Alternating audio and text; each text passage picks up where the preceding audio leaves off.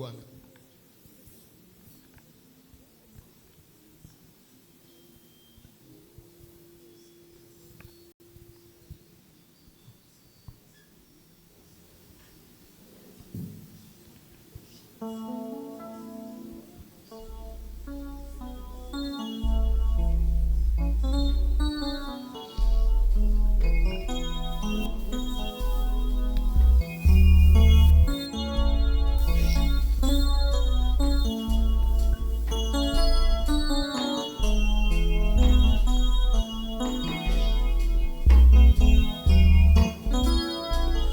Tupusani liboso na yo tome mibeka ya masanjoli ya malohemu ya babulami tobonjeli vena bungo kisi na yo Isaya seko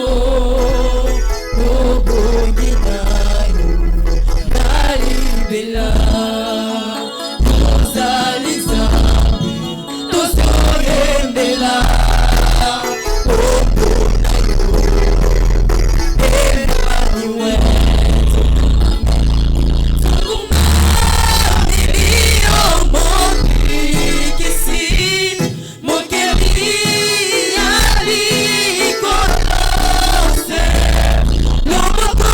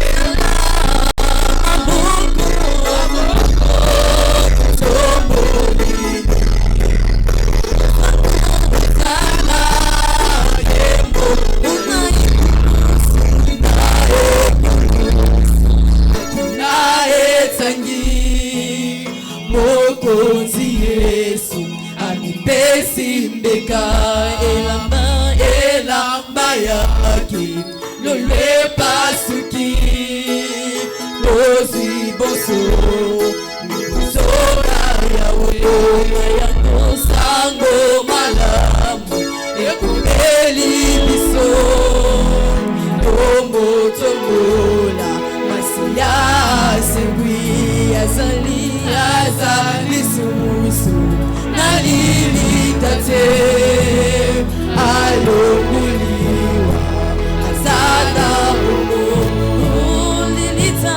lilita etika lipo lele masia Yesu asewi oyano suyama leku fakir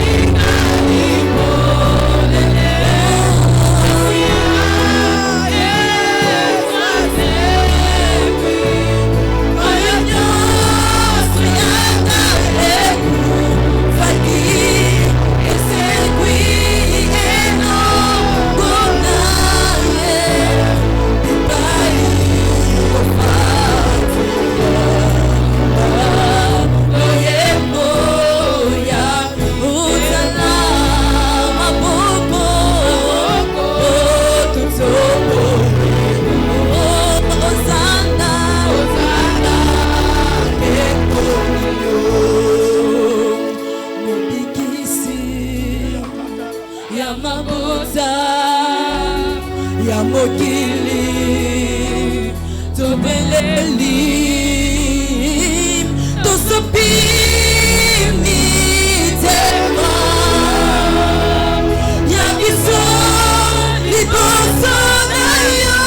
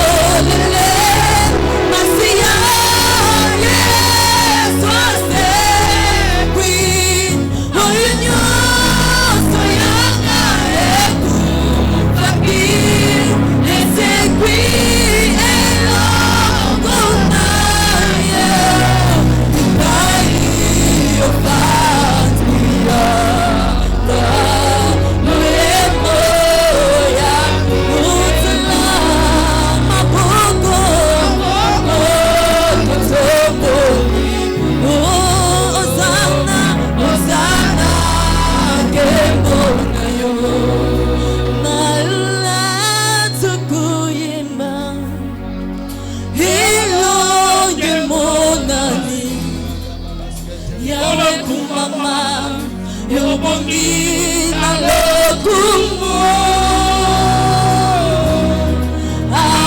Alleluia na Yesu Yokolo na yoso Yawe kumama Yobongi na lokumo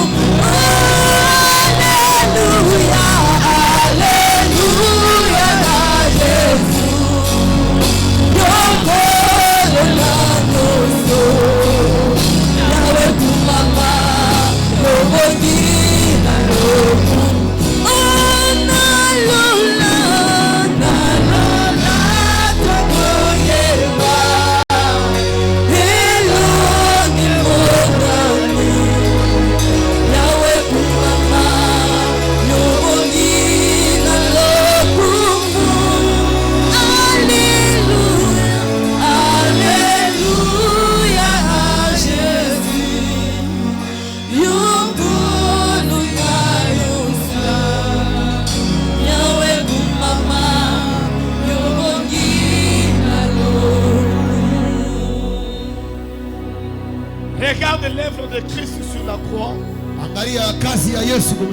Il est allé aux enfers. Il est ressorti vivant. Et il t'a donné une nouvelle vie. J'aimerais que seulement tu réalises. Tu ne l'as pas payé pour faire ce travail. Mais il a fait parce qu'il vous aime. Son amour est tellement grand. Il est bon. Il est bon. Il est bon. Il est bon. Il est bon. Demande à Dieu de te parler. Qui te parle ce matin.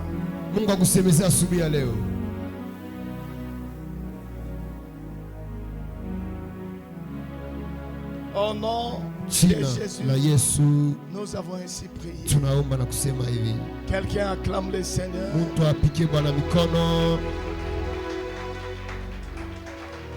Je n'ai pas dit aux gens de s'asseoir. Moi, je n'ai pas dit aux gens de s'asseoir. Je n'ai pas dit d'acclamer le Seigneur. Ce sont tes acclamations qui montrent que tu aimes Jésus. Regarde comment tu acclames. Ce n'est pas ta beauté, mais c'est ta acclamation.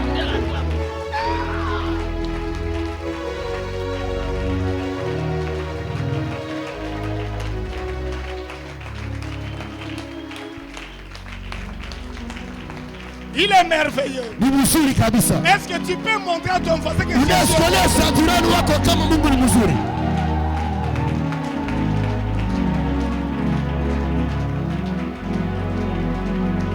Écoutez-moi bien.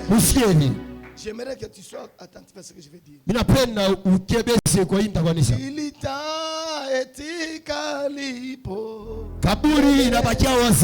J'aimerais que tu chantes ça. Tout en regardant le tombeau. Mais ce tombeau-là est resté vide. Parce que Jésus, il est allé là-bas. Il a pris ta maladie. Il a pris ta mort. Chante un peu ces paroles. Lilita.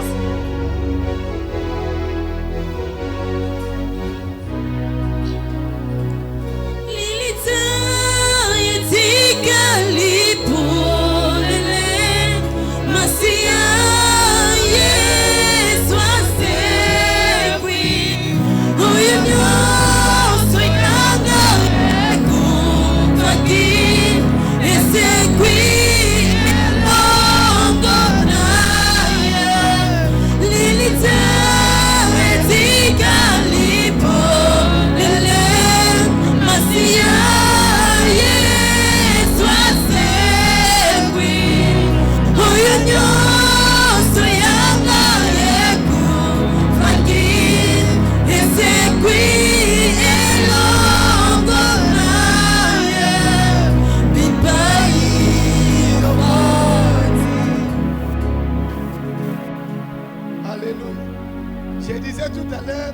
inaonyesha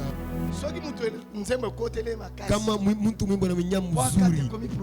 Jua kate na wale mambo sasa. Alléluia. Le Dieu qui a ressuscité Jésus. Ule Mungu alifufula Yesu Kristo. Il a ressuscité tes problèmes. Atafufula mambo yako hivi. Tout ce qui était mort yote likufa est venu à la vie aujourd'hui. Inakuwa kuzima tena leo. Regardez. Aucune maladie est restée dans le tombeau. Jésus a laissé et il a pris la guérison. Il est venu te donner. Les fouets qui lui étaient donnés. Les fouets. On l'a frappé. C'était tes problèmes à toi. Mais il a pris cela. Il a accepté ça. Il est allé dans les enfers. Il est entré. Ton mariage là, il voulait divorcer. Il a récupéré. Il n'y aura plus de divorce. Il n'y aura plus de mort. Il n'y aura plus de déception. Alors si c'est toi que Jésus est mort, acclame puisque ton voisin.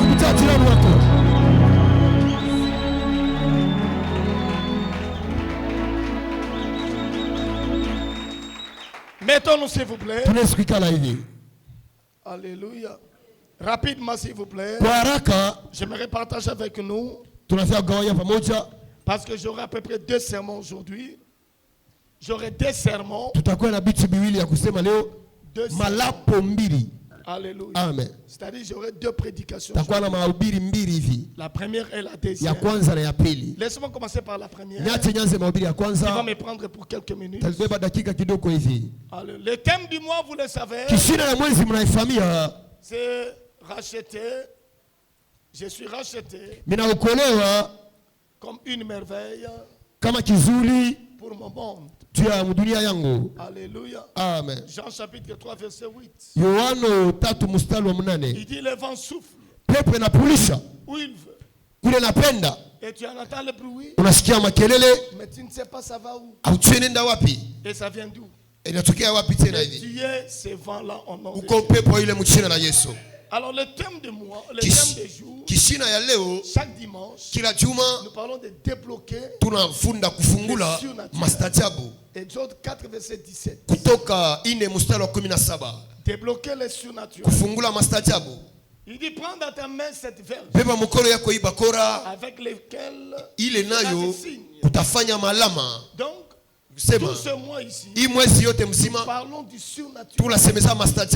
Alléluia. Amen. Laissez-moi commencer à vous dire ceci. Le miracle. Le miracle et les manifestations sont les moyens qui nous permettent d'atteindre les nations pour le royaume.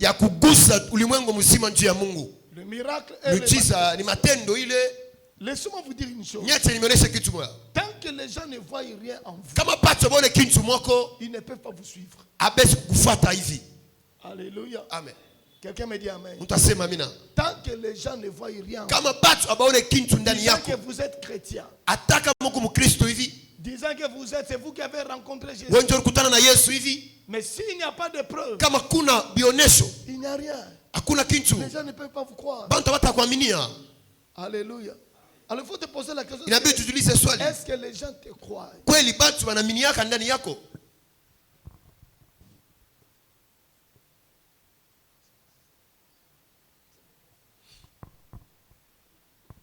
Alléluia. Amen. Donc tant qu'il n'y a pas de miracle, c'est que vous n'êtes rien. Mais c'est quoi le surnaturel? Qu'est-ce qu'on peut apprendre du surnaturel? Premièrement, c'est la voie pour récupérer les perdus. C'est la voie par laquelle Dieu passe pour récupérer les perdus. Acte 10, 38. La Bible dit, vous savez comment Dieu a oint Jésus. Le Saint-Esprit est de force qui allait de lieu en lieu. Il faisait quoi? Il guérissait le malade. Et il faisait du bien. Il le faisait sortir du diable. Tout ce que Dieu fait en toi comme miracle c'est pour amener ceux qui ne le connaissent pas, les ramener à la vie. Ce sont des perdus. Ce sont des gens qui ne connaissent pas Dieu. Mais malheureusement, nous croyons que tout le monde est sauvé.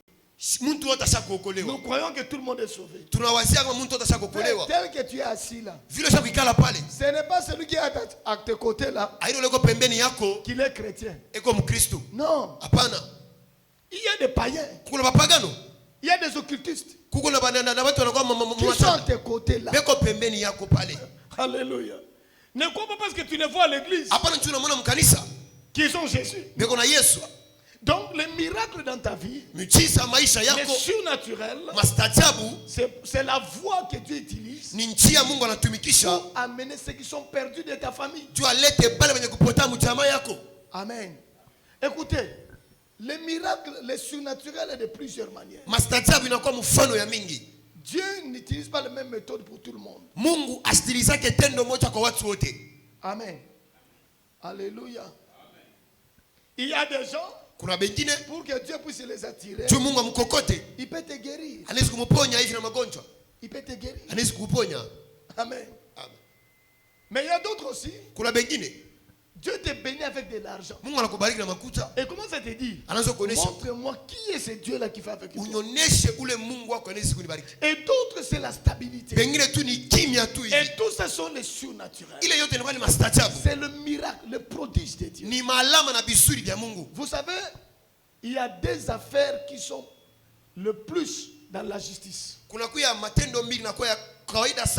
appelle ça les affaires civiles. Il y a ce qu'on appelle les affaires foncières. Ceux qui n'a parlé de justice. Héritage. Alléluia. Et deuxièmement, et ça va divorce. Amen. Vous allez trouver beaucoup de dossiers de divorce. Maintenant, avoir la stabilité dans un mariage, c'est un miracle. Alléluia. C'est un miracle. Je vous l'ai dit. J'ai vu un pasteur. Son foyer est allé en lambeau. Sorcellerie de 23 ans. Moi, si j'ai sorcellerie. 23 ans. Et la femme a dit, tant que tu n'es pas mort, je ne laisse pas. Et le pasteur est mort hier. Alléluia. Alléluia. La femme a dit, tant que tu n'es pas mort,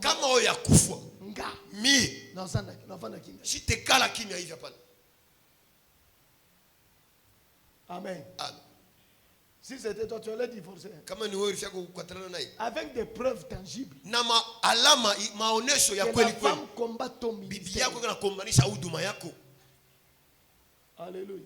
Non, c'était hier que son corps. Hier, le corps est arrivé à Kinshasa.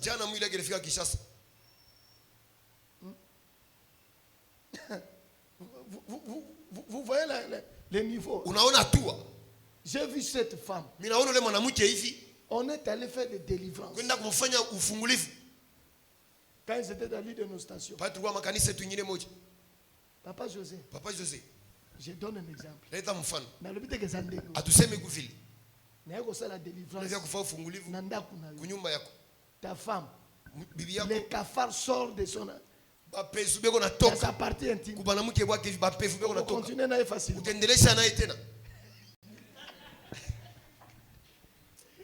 Alléluia. Alléluia. Il faut être fort. Et tout ça, c'est le miracle. Pour que vous restez ensemble. Alléluia. Quelqu'un me dit amen. Et hier, le pasteur est parti. Son corps est rentré à Kinshasa. Quelle honte. Quel mal.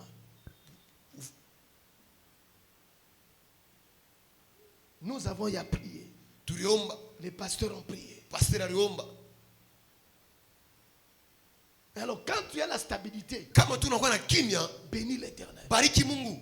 Même dans ton travail.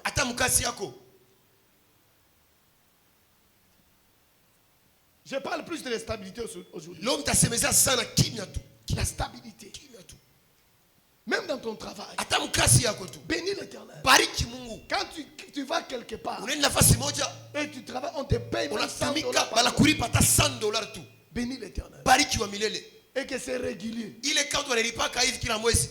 Allez dans les bâtiments des fonctionnaires ici. Wendo kangale kazi ya leta wale wanatumika kama muli. Ozomla mutasali 42 mois. 42 mois. Bafuta ki. Aba mulipaki. Mais alongwa kati. Asitokake mukaze kwa eko paka ku bureau. Quelle assiduité. Nini tu biti. Que Dieu vous donne la grâce. Mungu mpatie neema. Et soyez stable au nom de Jésus. Na mkwe kimya mchina la Yesu. Et la stabilité. Mkwe na kimya.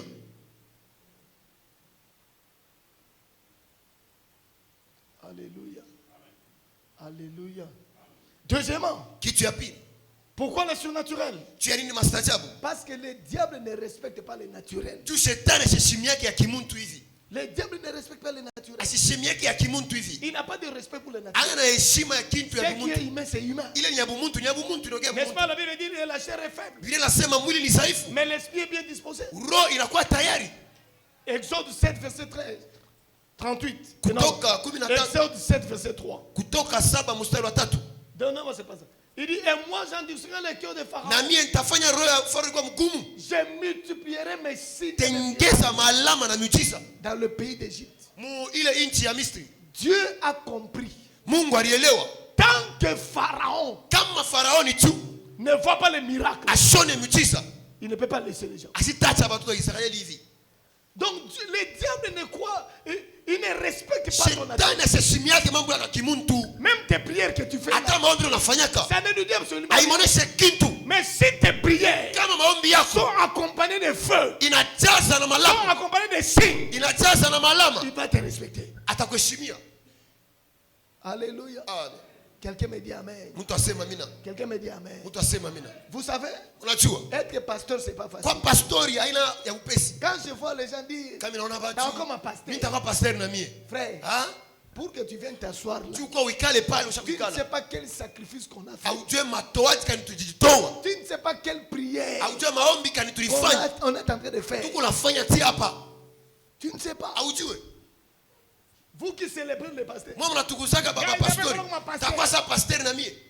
J'avais un frère à Kinshasa. Quand je devais venir ici à Lubumbashi, je lui ai dit, moi je quitte. Je pars à Lubumbashi. Mais quant à vous, toi tu restes à ma place. Mais il s'est rebellé après. Il a dit, moi aussi je vais faire mon église. Il est sorti de l'église. Frère, 2 mois c'était beau. Je vous dis 2 mois. C'était beau. Frère, Azosonga en église.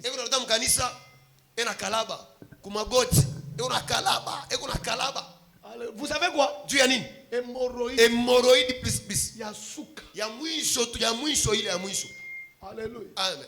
Tokobenga Didier Mampasi. Oya sala kanya ba hémorroïde. Il est venu pour donner des médicaments. Il dit, pasteur, je rentre à l'église. Il dit, la kanisa qui est facile.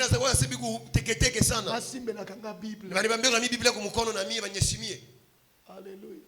Vous voyez que quand vous montez ici, vous savez combien les diables attaquent les gens. Alléluia. Alléluia. Quelqu'un me dit amen. Il y a des jours où je vais passer tout mon temps à la montagne. Je ne fais que prier. Prier. Il faut savoir d'abord. Il faut que je prie pour toi. Il faut que je prie pour ma femme. Je prie pour mes enfants. Et finalement, je dois prier aussi pour moi. Alléluia. Amen. Or, toi, tu as des problèmes. Un jour, j'ai prié pour quelqu'un à la montagne. Natangi kombo na Mungu.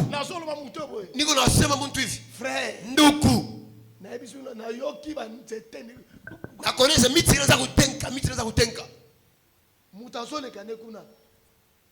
Est-ce que vina etali yo? Muntu anasema kule maisha yake kuangalia. Vina etali yo. Maisha yake kuangalia. Niko mimi moya. Mpori kumulima. Alléluia. Yo ça pas problème. Wo kuna mambo. Donc na suis charge na. Na beba bushito bwako. Na suis charge à moi si na. Na beba ya mama wa nyuma. Na suis charge. Ya bana nanga. Na beba ya batoto yangu.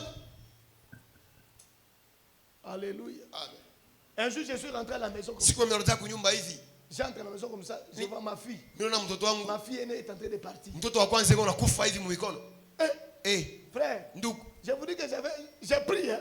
Naombaka. Mais j'ai pris mon enfant. Na beba mtoto mikono. J'étais dans la chambre. Mumshambre. Na banja mami je machozi yanaanza kutoka yenyewe.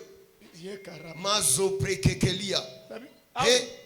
Na benga likolo. Niite bakubwa yangu na mimi sasa. J'ai appelé le pasteur. Ninaita le feu pasteur Ezekiel. Pasteur Ezekiel. Il m'a dit, ananyonyesha, prends de l'eau. Beba maji. Je le déclare le sang de Jésus. Naitangaza damu ya Yesu. Asperge sur l'eau. Umwanye mtoto ule.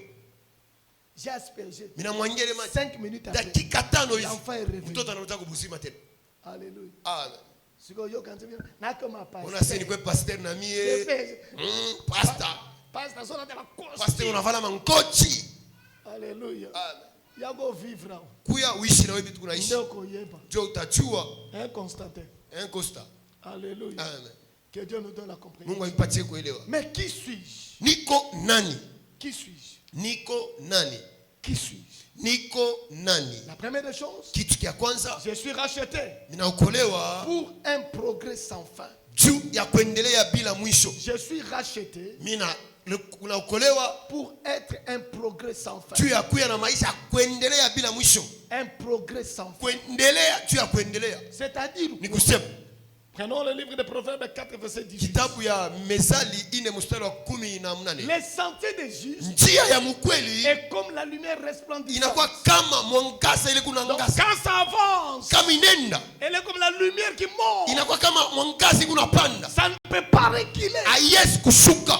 Jésus, Yesu, il t'a sauvé alikokoa pour que tu progresses. tuendelee hivi. Pas pour reculer. Hapana turudie nyuma. Pas pour rentrer en arrière. Hapana turudie nyuma. Donc pour Jésus, juu ya Yesu, quand il t'a racheté pala alikokoa par son sang, kwa damu yake, c'est pour que tout ce que tu fais, vitu vyote ça utafanya puisse aller de l'avant. viende kumbele hivi. Que rien ne rentre en Hata kiwa kisubiri tena kumkongo C'est hivi. pourquoi la Bible dit, Ndio maana Biblia inasema ne pensez plus aux événements usiwaze passés. kumambo ilipita hivi. Mais regardez, je vais faire quelque chose de nouveau. Angalia nitafanya kitu kipya. Et ce matin, Na asubuhi ya leo Dieu te dit Mungu anakuonesha que tu es appelé à progresser. ulitiwa juu ya kuendelea hivi. Tu ne peux pas reculer. Hauwezi kurudia nyuma. Parce que Jésus a dit, Tu Yesu alisema nous irons de l'avant. tutenda kumbele. 2 Corinthiens 3 verset 18. Wakorintho wa pili 3 mstari wa Il 18. dit, nous Anasema allons de gloire tunaenda en kwa gloire. utukufu na utukufu hivi. Pourquoi? Juu ya nini? Nous sommes l'image de Dieu. Tunakuwa uso ya Yesu Mungu. Donc, si tu prends, tu commences une affaire, Kama unaanza biashara, ou tu entres dans le mariage, unaingia ndoa, ou tu entres dans l'entreprise, unaingia kampuni fulani, alléluia, amen, tu n'as plus le droit. hauna na ruhusa. Alléluia. Je vais vous donner un exemple. Tanipatia mfano. Quand j'ai commencé mon travail Pale nimeanza kazi, dans cette église, dans ma première station qu'on m'a envoyé, kanisa kwanza walinitumaka premier salaire, kama mshahara ya mwezi ya kwanza, premier salaire, mshahara walinipaka ya kwanza, walinipatia kwa mkono. Kanisa hii $50. $50. Alléluia. Nabidi. D'abord, nazo futa na ndao ya $100. Nyumba ninalipa $100. Mais bozo futa nga Moi nilipa $50. J'ai dit OK. Nasema kweli Mungu, sifa kwa Mungu. J'ai dit Seigneur merci. Bwana wafako. Je suis rentré à la maison. Ninarudia kunyumba. J'ai dit à ma femme, Naambia mwa nyumba, mbona bafuta kinga? makuta alinilipa hiyo hii. Mais je ne payais pas avec cet argent. Je ne payais pas avec cet argent. Sikwanze kulipa na ile nyumba ile makuta ile. Un jour j'ai pris la résolution. Siku na watu mapango J'ai dit mimoya. Seigneur, Mungu, je vais commencer à toucher $500. ninasema nilipa $500 chaque mois. J'ai payé la dîme de $500. Nalipa chekumia $500. La dîme de $500 c'est combien? $50. J'ai donné comme dîme. Naipeleka $50 kama dîme. Alléluia. Amen. Tu comme le deuxième mois. Mwezi ya pili. Nazo kamnane bazo pasteur résident Pasteur ko pasteur provincial. Pasteur provincial ko naita. Abengi. Anaita. Abi petiona Aule bocha $100. muongezee $100. Ba bisi ba comité. Banambia komite. Esprit nini? Roho ya je. Seigneur, j'ai donné 5. $50. Alléluia. Mais vous savez comment Dieu fait? Malgré qu'on commence à me payer moins là, c'est ce que j'attendais. Mais Dieu rassemblait. Et j'ai pu calculer. Dieu m'a dit un jour, calcule tes revenus. Dis-moi, tout ce que les gens te donnent, calcule cela. Tu vas trouver que je te donne même plus que même ce que toi tu as demandé. Alléluia. Quelqu'un me dit amen. Donc je pouvais me retrouver avec $1000. fin du mois. $1000. Il te donne ça. Offrande du prophète. $1000. Alléluia. Quelqu'un me dit amen. Dieu ne t'a pas appelé pour être en bas. Il t'a appelé pour progresser. Je déclare ce matin, tout celui qui veut te régresser, qu'il soit en mort au nom de Jésus. Toi tu vas aller de l'avant. Tu ne reculeras jamais. Tu avanceras au nom de Jésus. Alléluia. Amen. Tu es appelé à un progrès sans fin. C'est pourquoi j'aime répéter cette parole de l'évêque. Il dit toujours, si nous n'étions pas là où nous sommes, j'allais m'étonner. Alléluia. Amen. Pourquoi? Dieu m'a dit, voici vous serez. Tu vas commencer à prêcher une seule place. Mais plusieurs places. Si nous n'étions pas ici, alors regarde, depuis que tu as commencé ce que tu fais, est-ce que tu progresses?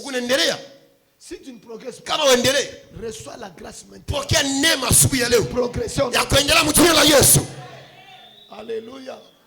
Quelqu'un me dit amen. Vous savez, quand je vous dis, tant que je serai ici, tu ne peux pas régresser avec de l'argent. Je vous le dis.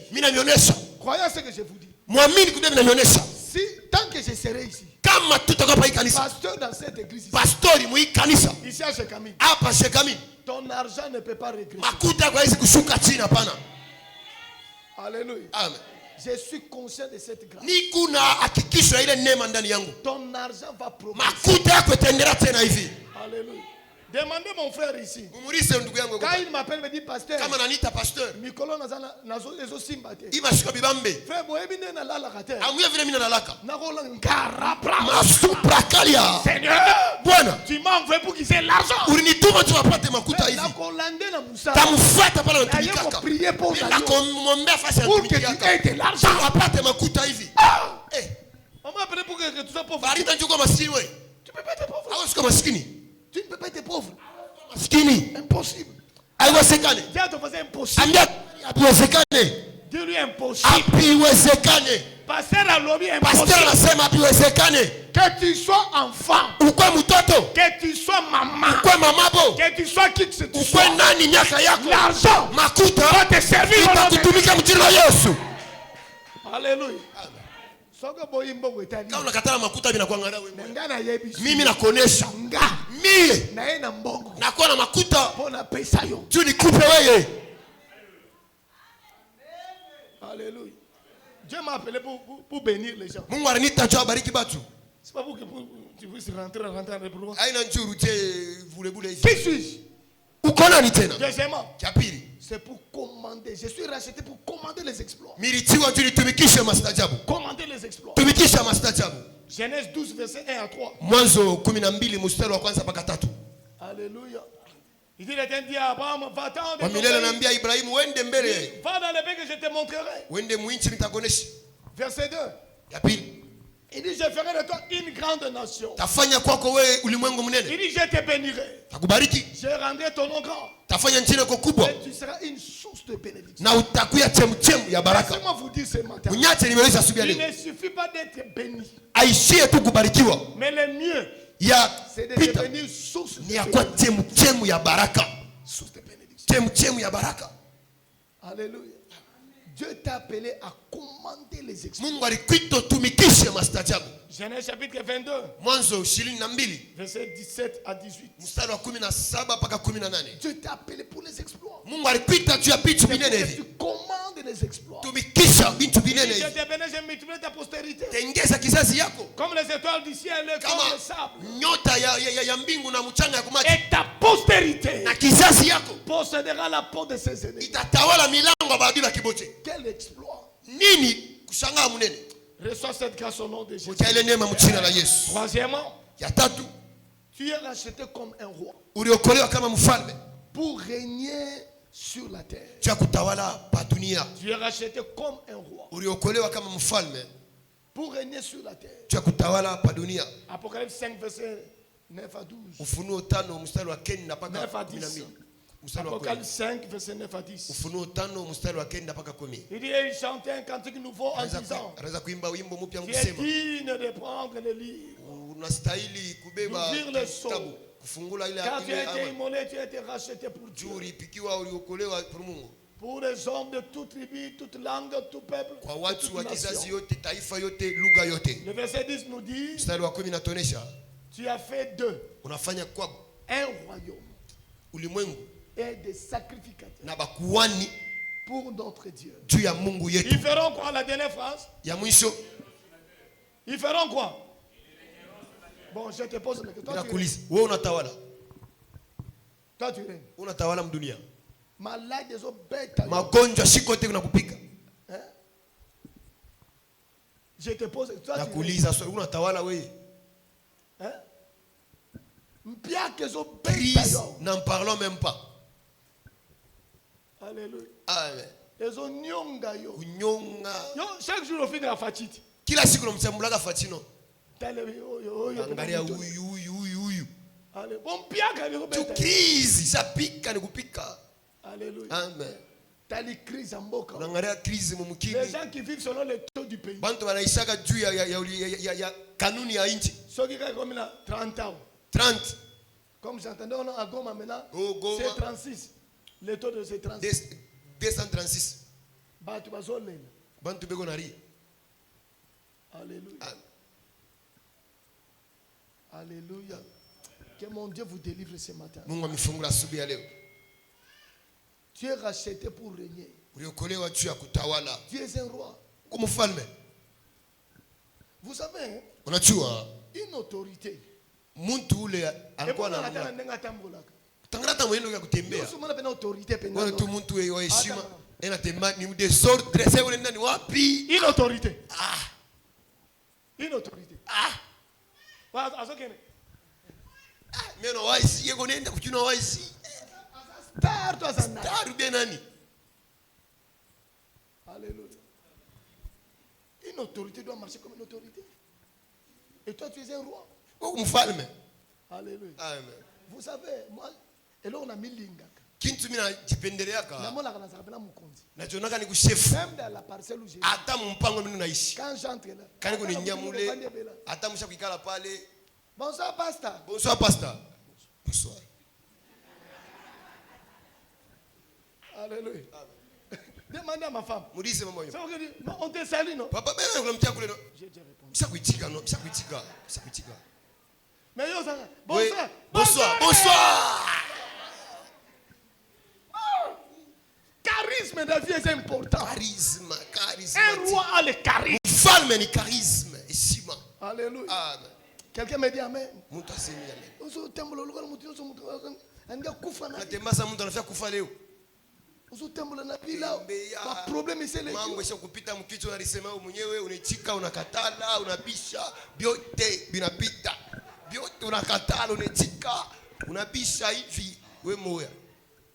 À partir de ce matin. Kwanza asubuhi ya leo. Je te délivre au nom de Na kufungula mchina na Yesu. J'aime le dire. Napenda isema. Même si tu n'as pas beaucoup d'habits. Ataka unaona mangua mavazi ya mingi. Le pasteur a beaucoup d'habits. Pia unaona se passer na mavazi ya mingi. Il mingi. faut venir voir. Mko mwangalie. Système de jeu. Système. Akili technique. Alléluia. Quelqu'un me dit amen. Utasema amina. Écoutez, soyez charismatique dans la vie. Kwa na kuheshimia maisha mwenyewe. Même si tu n'as que 2 habits. Hata kuna manguo mbili, mavazi mbili. Un roi. Unabidi kuwa mfalme na ile mbili yako. Habille-toi. Vala mzuri. Tu sais que non, c'est une autorité qui passe ici. Banangala banasema ni mfalme yuko napita. Frère, il y a des gens qui ont eu des fonctions dans la vie. Kuna watu walipata Ce makazi n'est pas parce maisha. qu'il est intelligent. Hapana njoo na akili. Mais batali kaka forme. Banangala tukuvala kwake. Rien, huyu ana heshima. Alléluia. Faut te payer. Tumkaburi. Mais nous avons rien. Nous avons vu ça avec nos frères Askakiwe. Diplômé d'État. Diplômé d'État. Il va chercher un travail. Ici au quartier industriel. Au quartier industriel. Il donne son CV. Ils ont vu que c'est diplômé d'État. Diplômé d'État. Ils étaient beaucoup là. Veste. Uningia charisme. Il avait ses 3 stylos. Alors, le monsieur, il n'a pas regardé tout ce qui s'était dit. Il a répondu, Lui-même dit, je ne pense pas que j'avais tout bien répondu.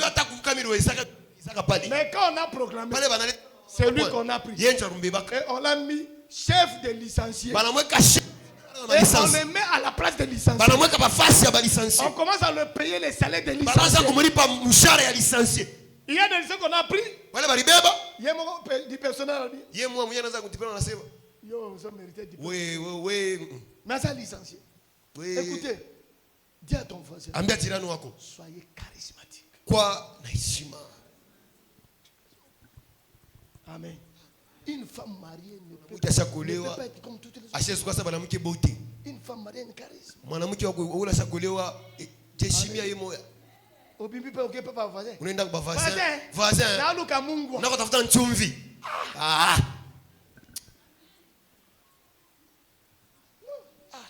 J'ai interdit ça à ma femme. Même l'allumette ici. Je n'aime pas. Si ma femme me dit qu'il n'y a pas d'allumette, moi-même je sors.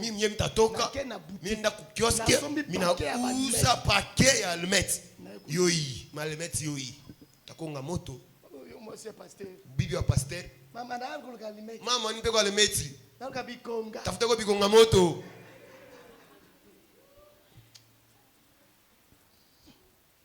Alléluia. Soyez charismatique s'il vous plaît. Vous êtes un roi.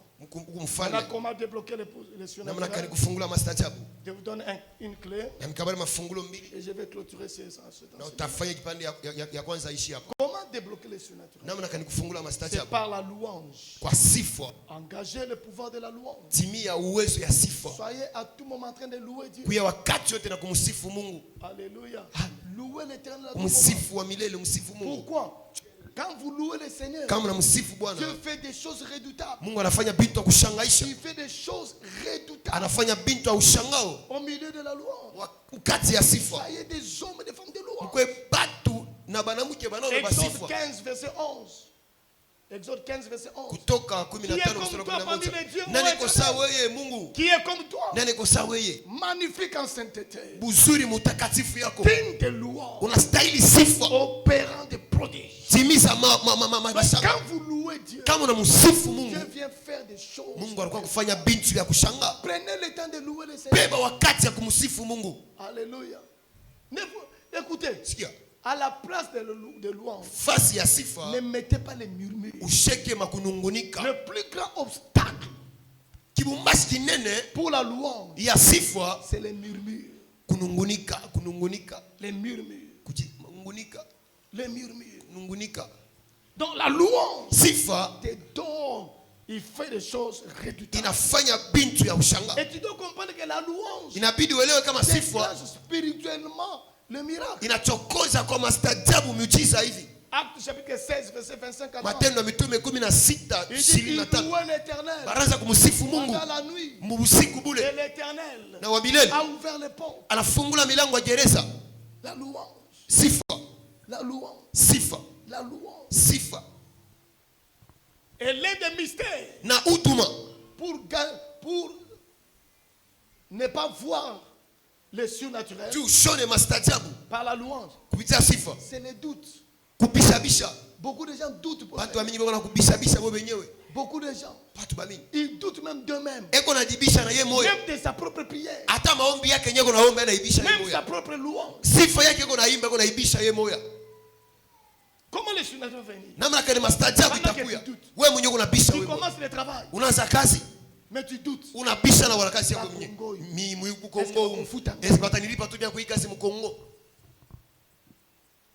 Alléluia.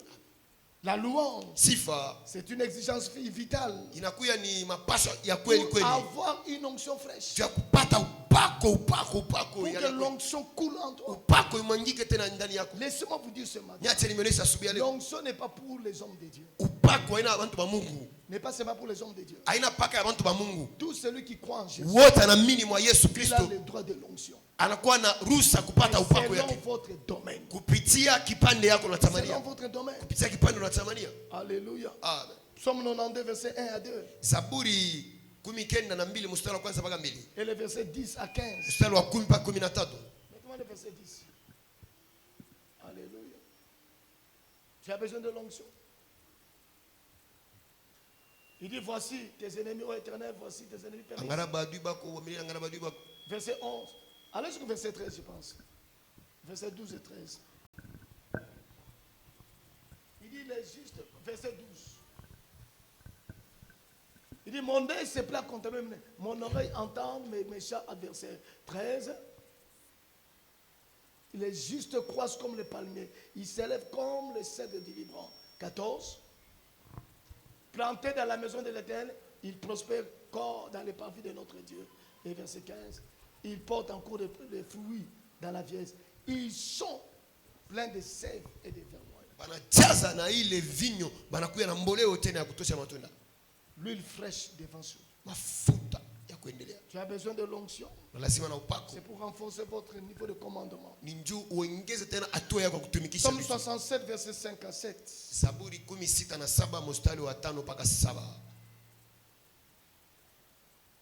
Il dit, les nations se réjouissent et sont dans l'allégresse. Car tu juges avec droiture. Tu conduis les nations sur la terre. Verset 6.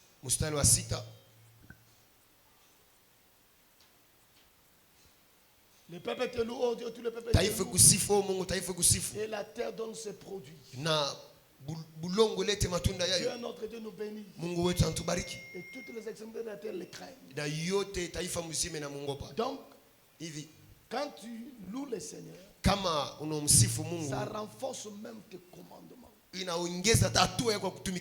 La force de commander. Et finalement, nous commandons les surnaturels par la parole de notre bouche. Car nos paroles engagent l'intégrité de Dieu. Pour que Dieu agisse. Nombre 14, verset 28. Dis-le, je suis vivant. Dis l'Éternel. Je vous ferai ainsi que vous avez parlé à mes oreilles. Dieu agit dans ta vie. Selon ce que toi tu dis. Amen. Qu'est-ce que tu dis à propos de toi-même?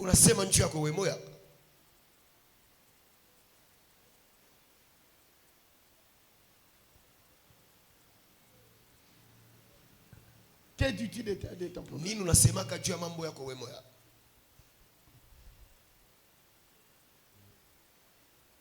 Qu'est-ce que tu dis à propos de tes enfants? C'est ce qui est curieux. Nous prononçons d'autres paroles. Mais nous attendons d'autres choses.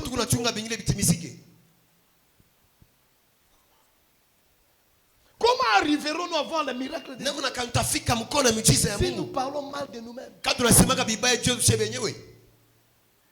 quelqu'un dit, n'a qu'à l'église, n'a qu'à l'église Satan. N'a qu'à l'église pour l'église Satan. Est-ce que vous croyez que cette personne, Dieu va lui parler? Na keka po pasteur amona ngaka. Nenda tukumisa pasteur anyone ko nami. Po soki na keke. Kamishende. Awana kolanda ngapo asa. Ataza nifuata kunita. Ego ashapenda kufuatana sana kwa nyumba. Donc il ne vient pas pour Dieu. Ashikwe tu ya Mungu. Et comment Dieu va lui parler? Namna kani Mungu atamsemezea. Et comment Dieu va le guérir? Namna kani Mungu anaweza kumtunza. Hapana. Alléluia. Que mon Dieu vous donne la compréhension. Mungu wangu akupatie kuelewa tena hivi. Que le surnaturel devienne ton identité. Au nom de Jésus. Lève ta main droite. Seigneur, merci. Commence à dire merci à Dieu. Pour cette première dose. Pour cette première dose.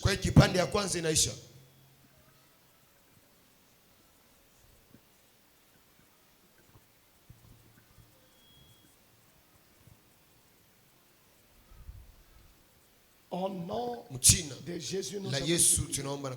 Alléluia. Mettons-nous debout, s'il vous plaît. Nous allons prendre nos actions de grâce. Prends ton offrande d'action de grâce. Ça, c'est le dernier jour. C'est le dernier dimanche de ce mois. C'est être reconnaissant. Prends ton offrande d'action de grâce. Et toi qui n'avais pas encore donné l'offrande, tu n'as pas encore donné ta offrande. Lève cela. Lève cela. Seigneur, je déclare ces offrandes. Que cela soit plein de grâce et de puissance. Au nom de Jésus. Amen. Alors, tout ce que je viens de vous prêcher, je vous ai dit que par la louange, nous déclenchons les surnaturels. Donc, nous avons 5 minutes de louange. J'aimerais que tu loues le Seigneur. Comme tu ne l'as jamais fait dans ta vie. Louange.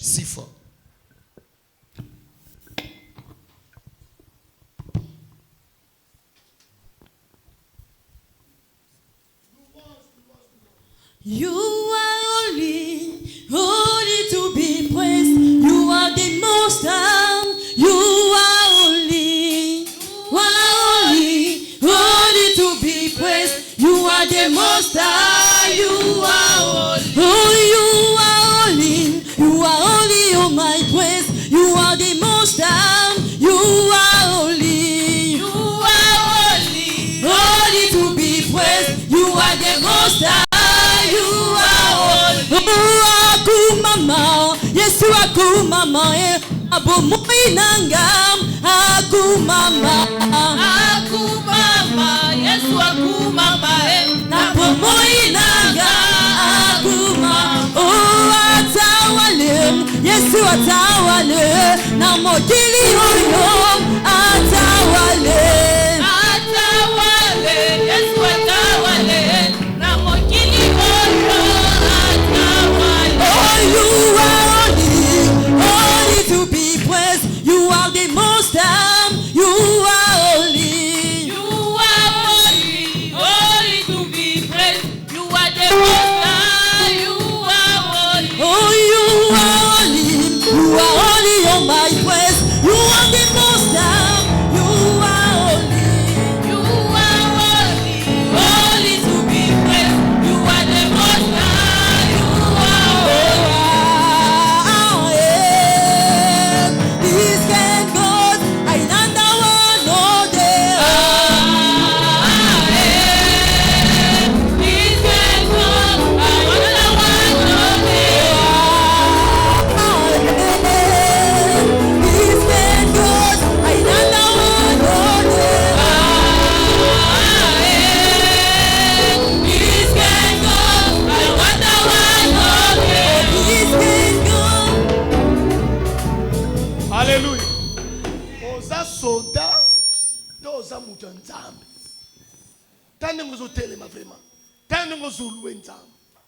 Alléluia.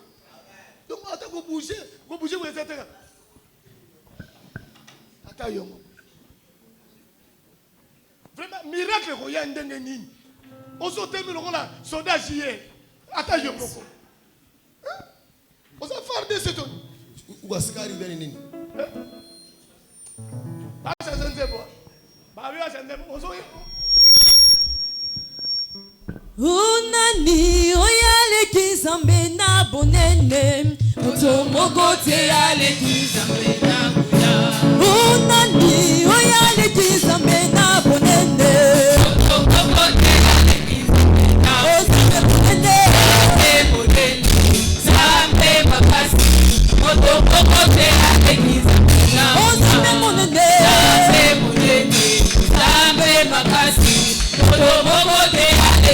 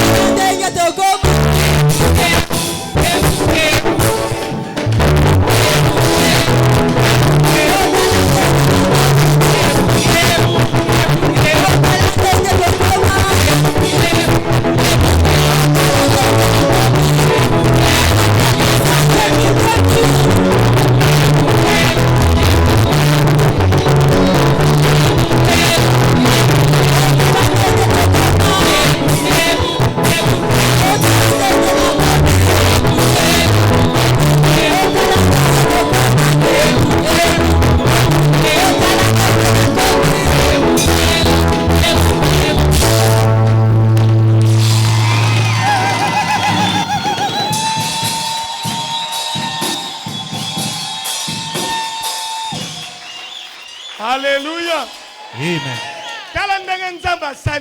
Angalia vile Mungu anakutendea. Eske njoo vile ulikuyaka? Eske bana kukonaka vile? Tala ndenge na komi. Gembu ngembu. Mutala ndenge na komi. Gembu. Tala ndenge na komi. Nalobeka bashande boyemba. Ngana zoyemba na ba peuple. Haleluya. Mimi kunaimba na taifa.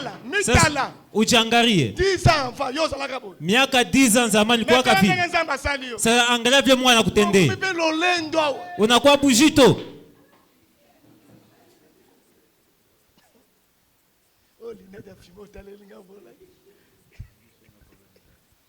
Haleluya. Tala ndenge na komi. Lakisa kande voisin. Lakisa voisin tala ndenge na komi. Ngibia jirani wako mwambie vile mimi nakuya. Tala ndenge na komi.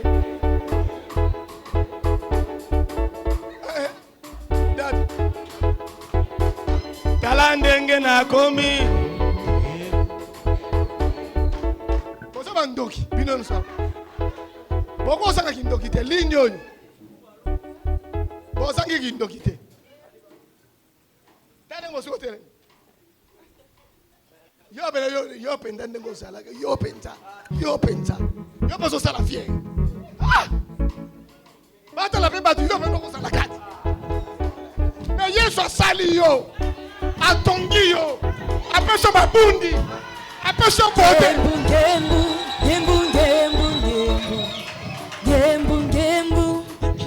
utala ndenge na komi.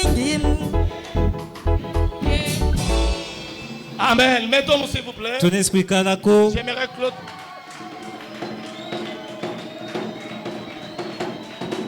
Quand tu es dans la présence de Dieu, wakati umwepo ya Mungu, célèbre Dieu. Umufurahikiwe Mungu. Regarde ces merveilles dans ta vie. Angalia bizuri bila nakutendea maisha yako. Alléluia. Amen. Alléluia. Amen. Vous savez la fois passée on m'a appelé. Ni wakati ilipita balinita. Ni pasteur Jacques. Nous voulons te faire quitter le Jekamine. Tunapenda kukutosha ku Jekamine. Alikatala. Alléluia. Amen. Nabi donc nous devons awuti bena kawama. Wangasa mtu anatoka kule kukawama. Na mutana na mutaza komi boliti. Na zote bala fe. Tala na so. Ndio olongo langa siko. Asami anza kunenepa kwa tata munitoshi. Asabongo.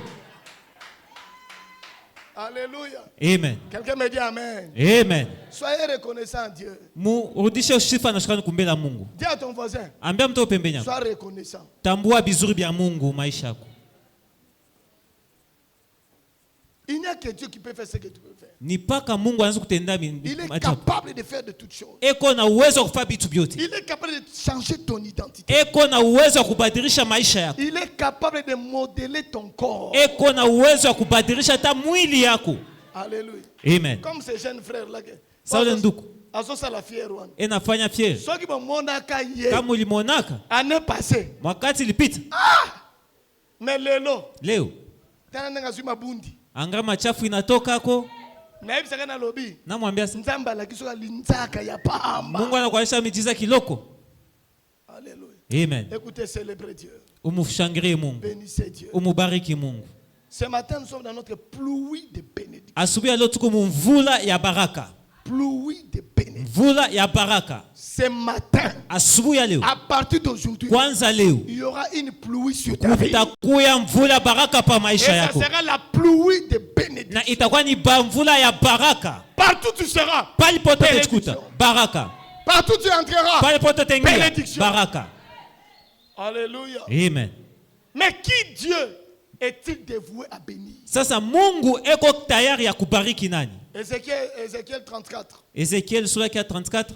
Verset 24 à 26. Musara 24 kwenda pa 26. J'aimerais que nous puissions les lire tous ensemble. Tutasoma shibote pamoja. Lisons tous ensemble. 1, 2, 3. Moi, l'Éternel, je serai leur Dieu et mon serviteur David sera prince au milieu d'eux. Moi, l'Éternel, j'ai parlé. 25. Je traiterai avec elle.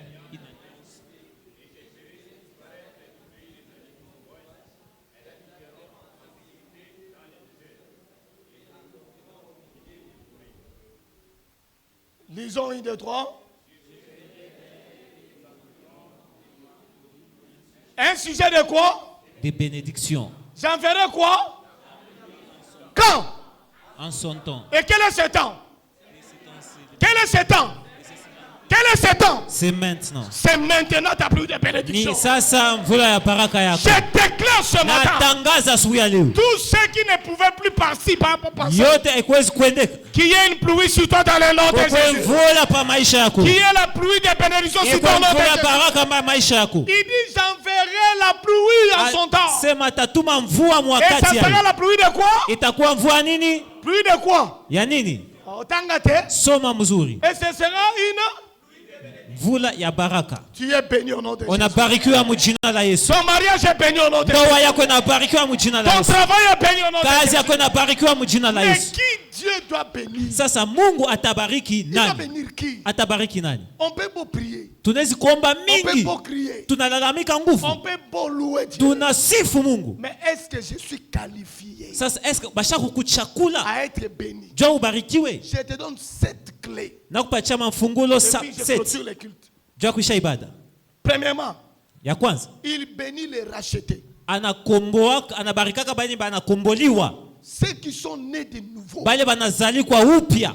Acte 3 verset 26. Akta msura ya 3 mstari Ceux 26. qui sont nés. Bale banazalikwa upya. Ceux qui sont nés de nouveau. Bale banazalikwa upya. C'est à vous premièrement que Dieu Ni kusema kwanza a Mungu suscité son serviteur. analamusha mtumishi L'a wake. envoyé pour vous bénir. Anamtuma jambi bariki. En détournant chacun de vous de ses iniquités. Jua atoshe manzambi ya watu wote. Comment tu veux que Dieu te bénisse? Namna gani unapenda Mungu Tu akubariki? es encore dans les péchés. Wewe ukupaka manzambi. Tu es encore dans les choses de impudicité. Uko mubusharati. Tu es encore dans les choses de cultisme. Uko mubitu ya dunia. Tu es encore la sorcellerie. Uko na buloji. Non. Hapana. Non. Hapana. La pluie de bénédiction, Vula ya baraka c'est pour ceux qui sont nés de nouveau. iku ya bale banazalikwa Ceux upya. qui sont rachetés par Bale banakomboliwa. Alléluia. Amen. Ce n'est pas ceux qui viennent faire la face à l'église. Aina bale tu banakuwa kufa kavumu kanisa. Il vient à l'église. Anakuwa kanisa Après il sort. kisha Il natoka est dans les boîtes de nuit. anaenda mabwati ya bushiku hivi. Non. Hapana. C'est pas ces gens-là. Aina bale bantu. Ce n'est pas ces gens-là Aina bale bantu. qui sont à l'église. Bale be kanisa Après ils vont mentir. kisha banenda kulanda. Non. Hapana. Ce matin, Asubuhi ya leo j'aimerais que tu fasses une alliance avec Jésus. napenda ufanye agano pamoja na Mungu. Que tu le reçoives dans ton corps, Umupokee ndani ya mwili dans yako. ton cœur. Muroho yako. Fais de lui ton Dieu. Umufanye akuwe Mungu Et wako. tu auras la bénédiction. Na utapokea baraka. Tu n'es pas béni, Aubarikiwe tu n'es pas son enfant. hauna mtoto yake. Amen. Amen. Alléluia. Amen. Jean chapitre 1 verset 12. Yohana sura yake Jean 1 verset 12. ya kwanza mstari wake ya 12. Jean 1 verset 12. Donnez-moi ce passage s'il vous plaît. Jean 1 12. Il dit à tous ceux qui l'ont reçu. Asa kwa bale bote À walimpokea. ceux qui croient en son Kwa nom. bale banamini ndani ya jina Elle a yake. donné le pouvoir de quoi? Anapatia uwezo kwa nani? Enfant de qui? Est-ce qu'on a dit enfant de Satan là? Est-ce que ni mtoto wa On shetani? a dit enfant de publicité. Est-ce que mtoto wa On kusharati? a dit d'adultère. Ya On utomboka, a dit de mensonges. ya On budanganya, a dit de vol. awabwishi. Tu dois abandonner ces choses aujourd'hui. Unapaswa kuacha vile vitu Tu leo. veux être béni? Tukule Tika kindumba. acha busharati. Amen. Amen. Quelqu'un me dit amen. Amen. Tika escroquerie. Acha bwishi.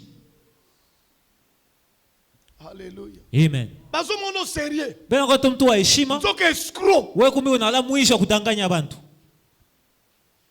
À partir de ce matin, Asubuhi ya leo soyez libérés au nom de Jésus. ufunguliwe mjina la Yesu. Deuxièmement, Kia pili, ceux qui obéissent avec plaisir. bale beko na tina furaha.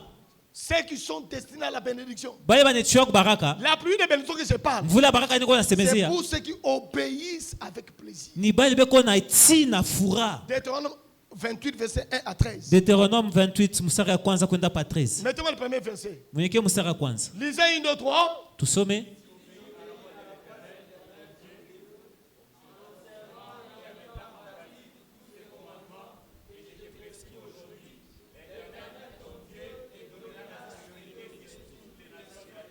Verset 12.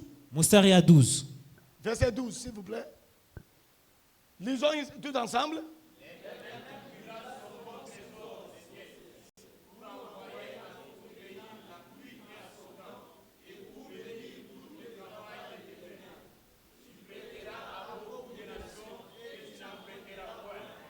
Alléluia. Amen.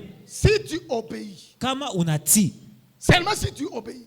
Aina paka kama unati. Et si tu pratiques la parole de Dieu. Kama unatenda ce sont ceux qui sont qualifiés. Ndio bale banachakuliwa. Est-ce que toi tu es qualifié? Sasa wewe banesha kukuchakula. Est-ce que tu obéis à Dieu? Uko nati kumbela Mungu. Mais j'aime beaucoup la dernière phrase. Hein? Napendaka musara mwisho. Non, au verset 13 et 12 là. Kumustara 12.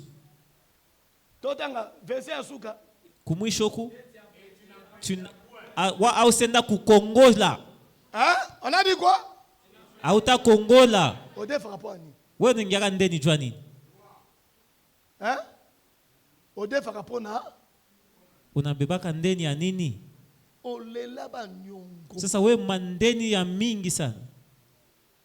Yango ko iso moni mukolo nyongo ye. Njoka na mwenye makuta anakuya. Boye bisena zate. Mwambia sa shinapo. Nazate. Ashotoka. Tu dois obéir à Dieu. Unapasha kutii kumbela Mungu. Qui est la pluie de bénédiction. Joa ile mvula bakaka ikuye. Ma prière ce matin. Maombi yangu asubuhi ya leo. Que tu reçoives l'impact d'obéissance. Upokee ile neema ya utiifu. Reçois l'esprit d'obéissance. Pokea roho ya uwezo ya kutii. Troisièmement. Ya tatu. Ceux qui les servent. Bale beko na mutumikia. Ceux qui les servent. Bale bena mutumikia. Job 36 verset 11. Yobo sura 36 mustari ya 11. Job 36 verset 11.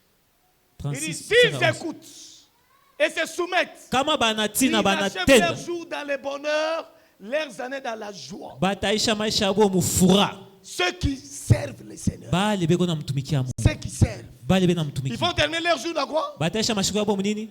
Dans la joie. Mufura. Dans la joie. Na fura yote. Dans la joie. Na fura. Exode 23 verset 25 à 26. Kutoka sura 23. Mustara 25 kwenda ku 26. Il dit vous servirez l'Éternel votre Dieu. Asa mtatumikia milele Mungu wenu. Votre pain vos Na atabariki mikate yenu na maji yenu. Na atondosha magonjwa mbari na mwenye. Vous qui servez Dieu. Bale bwana natumikia Mungu. Demande à ton voisin. Uliza mtu pembeni yako. Tu fais quoi pour Dieu? Sasa Mungu unamfanishiaka kintu kani? Demande tu fais quoi? Umulize tu leko pembeni yako tu. Wewe unamfanishaka Mungu nini? Moi je dis demande à ton voisin. Bien ça uliza mtu pembeni yako. Hapana kutuangarashia. Demande lui. Umulize mbe. Qu'est-ce que tu fais pour Dieu? Wewe unamfanishaka Mungu kitu kani? Donc ozobe ofandi wana. Sasa vile shweka la pale. Omemaka batute na église. Au itishake bantu kanisa. Oteaka batute. Au birake bantu. Opriaka pona batute. Au ombeake bantu. Osala protocole te. Wewe hata kutenda usawa au fanyake? Hata choral. Hata kuimba. Osa spécialiste à critique. Wewe sasa mu mashimango njoo kuwa kwanza. Baimba bien te. Na baimbaji venye baimbake bien. Basa na onction te. Hapana na upako. Ba jenaka te na église. Baingiake mu mafungo mu kanisa.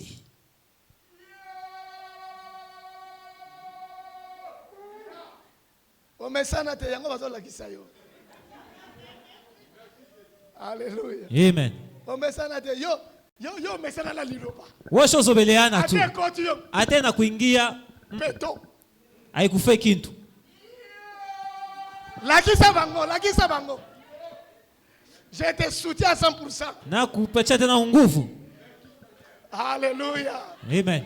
Vete la kono maboko vete la. Pitia Mungu mikono, shangilia. Malachie 3 verset 17 à 18. Malaki sura ya 3. Malachie 3 17 à 18. Mustara 17 kwenda ku 18. Non, on a l'habitude 17 à 18. Non, on a commis on a été. Nako koma. 18.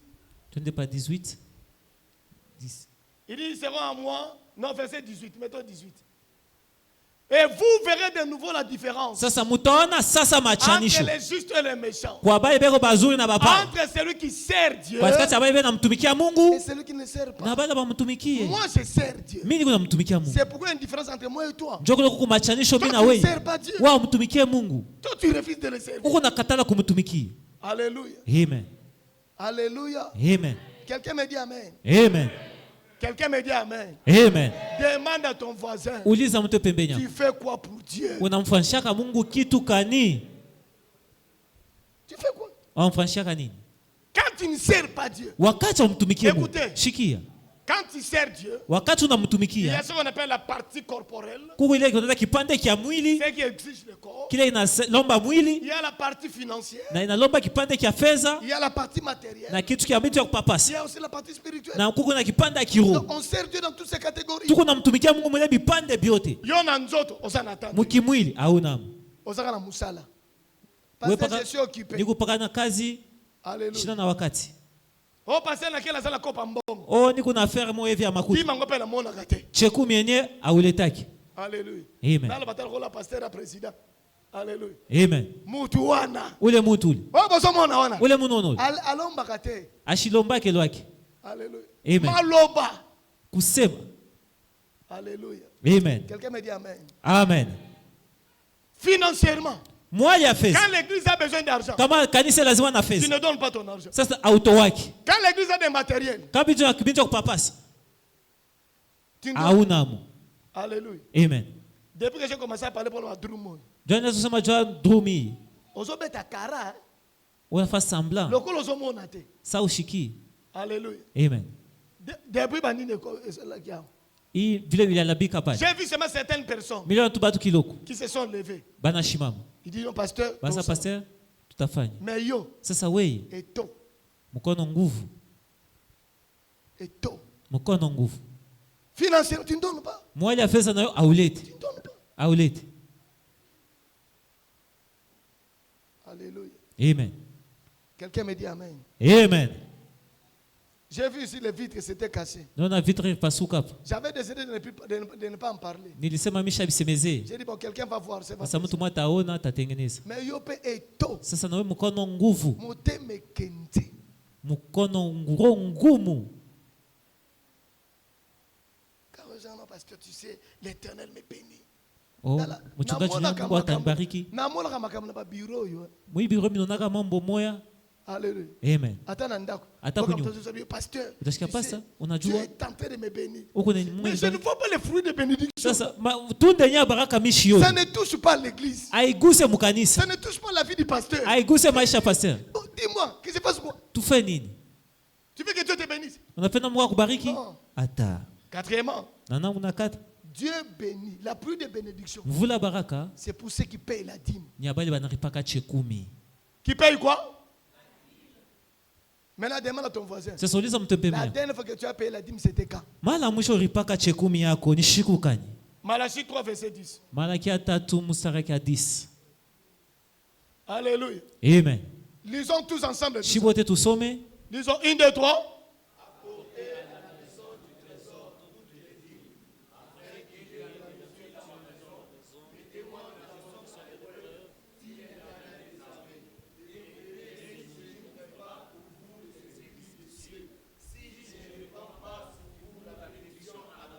Qu'est-ce qui est concluant quand tu amènes la dîme? Non, verset 10, papa, verset 10. Quand tu amènes la dîme, Wakati unakuwa na chekumi yako, qu'est-ce qui va se faire après? kutakuwa nini? Hein? Bon, déjà ici, Kwanza kule yule. réalisons première phrase ici. Tusome mbe mstari kwanza. 1, 2, 3. Ok. Tushimamie. Tuna voisin. Uliza La mtepebe. dernière fois que tu as payé la dîme, c'est quand? Shiku wa mwisho ripa chekumi ni shiku kani? Umulize mbele. Demande-lui. Umulize.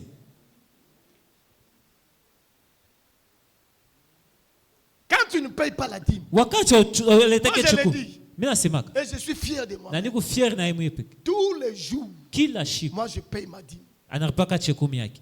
Tous les jours. Kila shiku.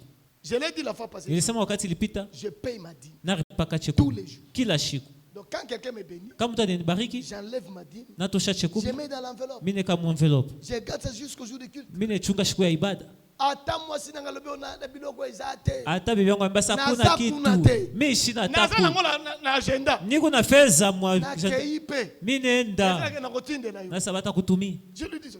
Comment Demandez, mettre- elle va vous dire. Mumuliza Même temiambi. si j'en ai ici. Hata kama iko nayo. Demande. Ah. Na mo yebinga ite.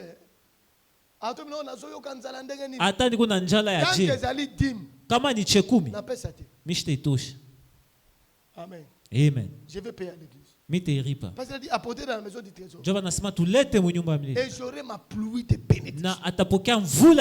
Maintenant toi tu ne payes pas la dîme. Parce que je ne travaille pas. Mais j'ai toujours dit ici, on ne paye pas la dîme parce qu'on te paye. Tous les jours Dieu te bénit. Tous les jours. Même quand on te donne 1000 francs, c'est une bénédiction. Enlève les 100 francs. Touche à 100 francs.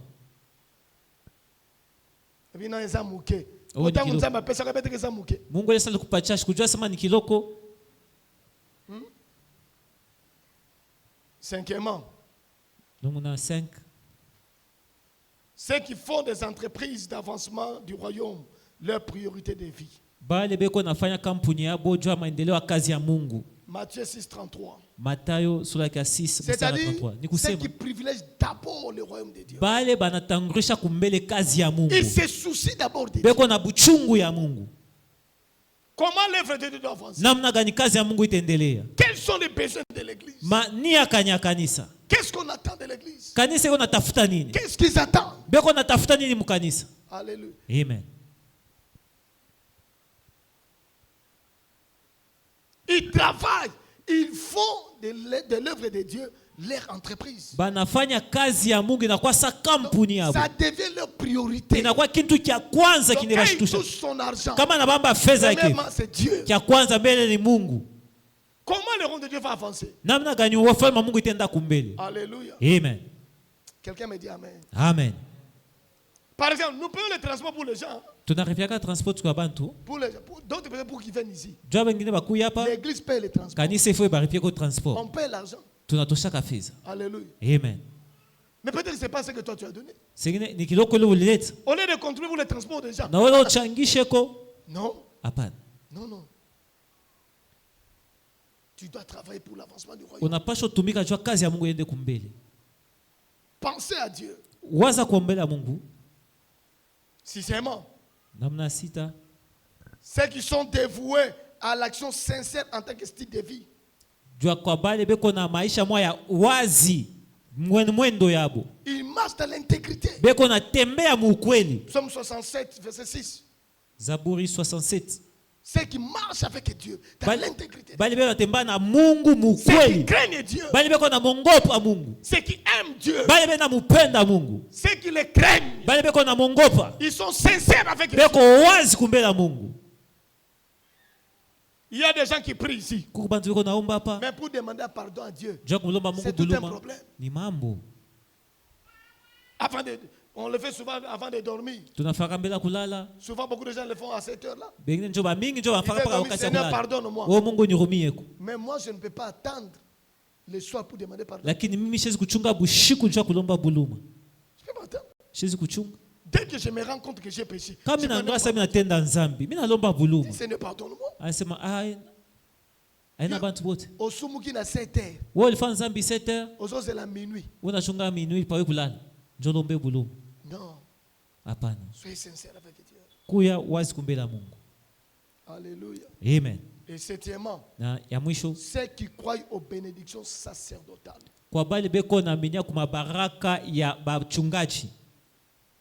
Ceux qui croient aux paroles de leur pasteur. Matthieu 10, verset 41. Matthieu 10, mstari 41. Matthieu 10, 41. Lisons tous ensemble. Tusome shibote. 1, 2, 3.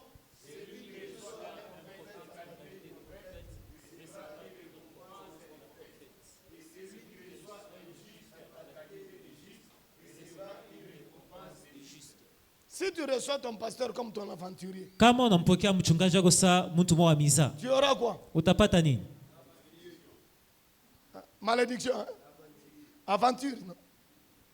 Alléluia. Amen. Quelqu'un me dit amen. Amen. Pasteur, moi j'ai vu quelqu'un. Anga pas la pasteur tabi. Dieu bariki pasteur. La pasteur mon costume venabo. Sangranga pasteur ankochi yenyewe. Hii ni mvita. Mpiake. Ni kwa crise. Crise. Mais ceux qui ont pambole tena la pambola. Sasa wewe kama umubariki nani mwingine atambariki? Hein? Demande à ton voisin, tu as déjà béni ton pasteur. Uliza mtu pembeni, ushambariki kwa pasteur. Demande-lui. Umulize ko. Je m'ulize. Pose-lui la question. Ma femme est bénie. Bibi yangu ananibarikaka. Alléluia. Amen. Tu as déjà béni le pasteur. Usho bariki pasteur. Mais tu veux que le pasteur prie pour toi. Sasa wewe unapenda bakuombee. Il y a de ces chrétiens.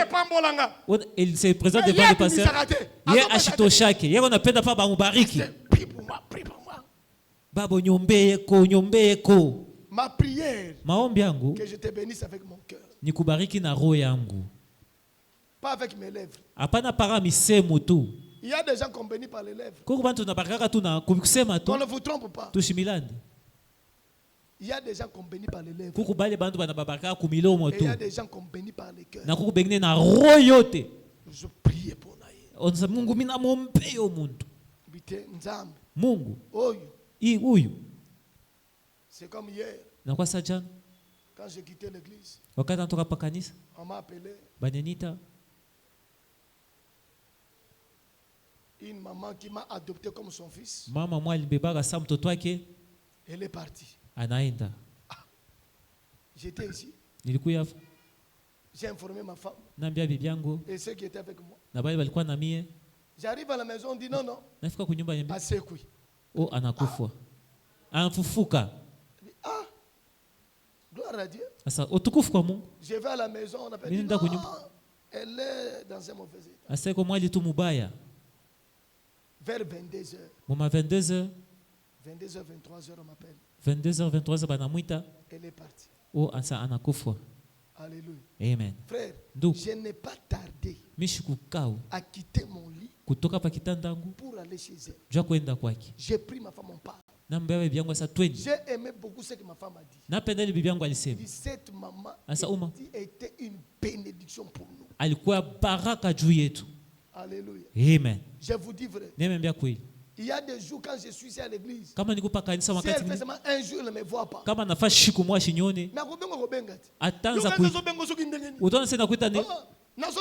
Oh, Mishikoni. Toi, tu arrives comme ça. Tu vois, Azala Mbeto. Azobela. Eko na lukula. Ba mama kalo ba sama kambo. Munana bale ba mama banzamani vile banikala. Ya shofichika. Eko na fungula. Mwana nangazwa. Asa mtoto wangu bebe. Mungu wangu akubariki. Alléluia. Amen. Alléluia. Amen. Écoutez, Shikia. Il y a des gens qu'on bénit avec tous les cœurs. Kukubantu tunabarikaka na roho yote. Mais tu dois d'abord commencer à croire. Lakini unapaswa mbele kwanza kuamini. Aux paroles de ton pasteur. Kumisemo ya mchungaji wenu. Si je dis que tu es béni, tu es béni. Kama nasema unabarikiwa, amini asema unabarikiwa. J'ai pas besoin de commencer à trembler. Shina lazima wazo tetemeka nini? J'ai déjà parlé. Misha kusema. La Bible dit je confirme la parole de mes serviteurs. Asema Biblia inasema mimi nahakikishaka misemo ya watumishi wangu. Anahakikishaka. Alléluia. Amen. La fois passée j'ai prié pour les malades. Hapa niliombea ba magonjwa. Dieu me dit ceci. Mungu aniambie hivi. Écoute, ne tergiverse pas. Asa usitingizike. Wewe ikala. Moi je vais déjà faire. Mimi tafanya. C'est pas ton problème. Haina mambo yako. Mais yo ningi pasteur hapa mulaza ndeni. Pasteur ala ta cravate kwa pambola. Wewe unapenda pasteur avoile cravate ndio akubariki? Non. Hapana. Alléluia. Amen. Alléluia. Amen. Ne bénis pas ton pasteur par sa morphologie. Hapana kwenda kubariki mchungaji wako mwali vile unamuona. Ne le bénis pas par sa corpulence. Ushimubariki kupitia maungu peut-être iko nayo. Non. Hapana. Bénis-le. Umubariki parce que tu crois en lui. Jua unaamini ndani yake. Parce que tu crois que s'il dit, Jua unaamini sema kama anasema, ça va arriver. Bitafika. Alléluia. Amen. Et si je te le dis, ça va arriver. Na kama mimi nakwambia bitafika. Si tu crois en cela. Kama unaamini.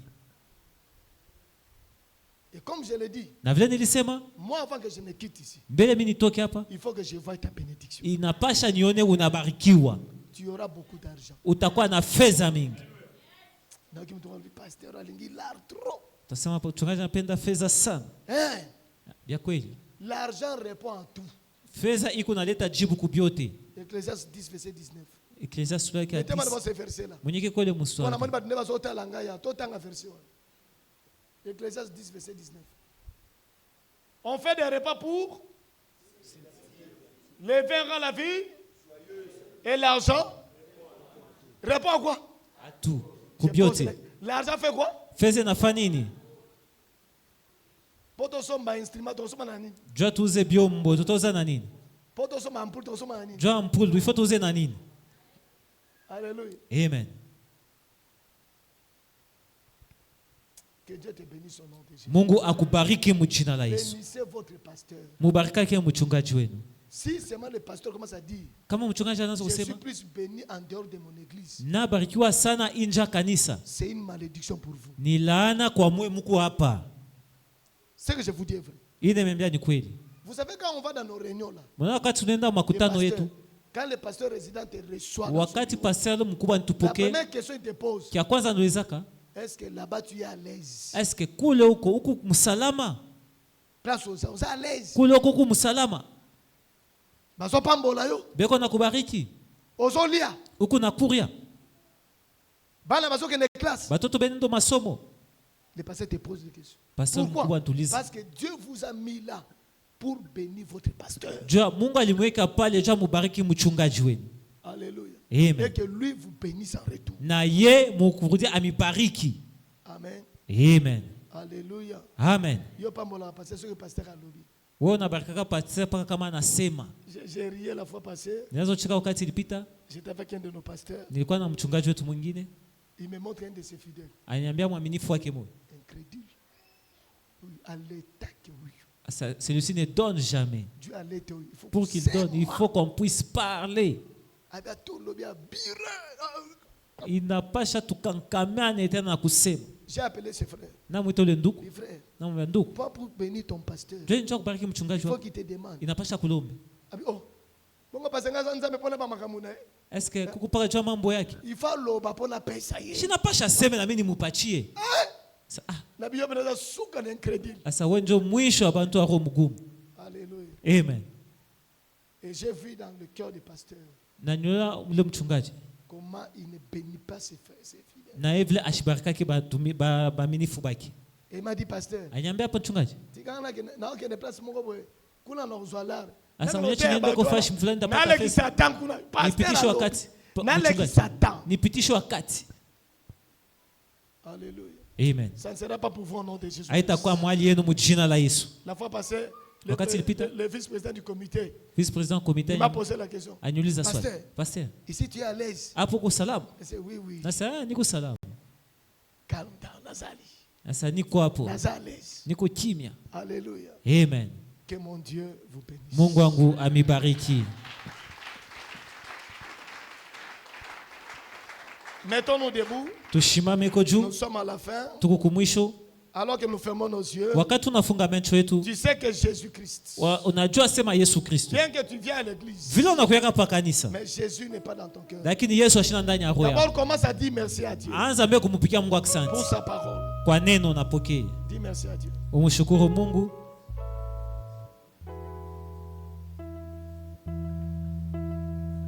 Alors que nos yeux sont fermés, Wakati macho yako kwenye kufunga, j'aimerais vous aider rapidement. napenda kumwambia kwa Tu as haraka, besoin de Jésus.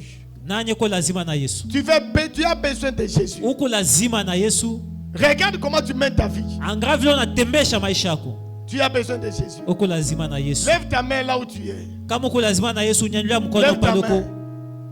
N'aie pas honte. Ushikwe na aya, Ça c'est votre temps. ni wakati Lève yako. ta main s'il vous plaît. Nyanyulia mkono yako. Lève ta main. Nyanyulia mkono. Viens maintenant ici devant. Sasa kwa kumbele. Viens rapidement, viens rapidement. Toi qui as la Shofa main. kumbele. Viens rapidement, viens.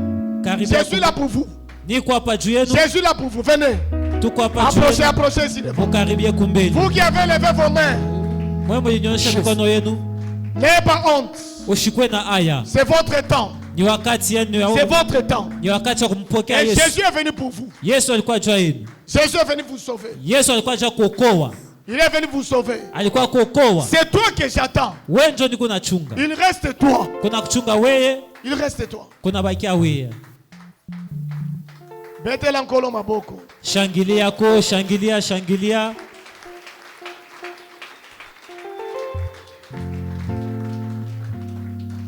Alors que nos yeux sont fermés, Wakati macho yenye kufunga, vous qui êtes devant mes bien-aimés, Mungu kumbele banduku. mettez vos mains droites au cœur. Mweke mkono na mwampa bakilari. Répétez avec moi. Mutasema pamoja na mchungaji. Seigneur Jésus, sema Bwana Yesu, aujourd'hui, leo j'ai écouté ta parole. nashikia neno lako. À partir de maintenant, Kwanza sasa je t'accepte dans ma vie na kuichika mu maisha yangu comme Seigneur sa mfalme et Sauveur. na mkombozi.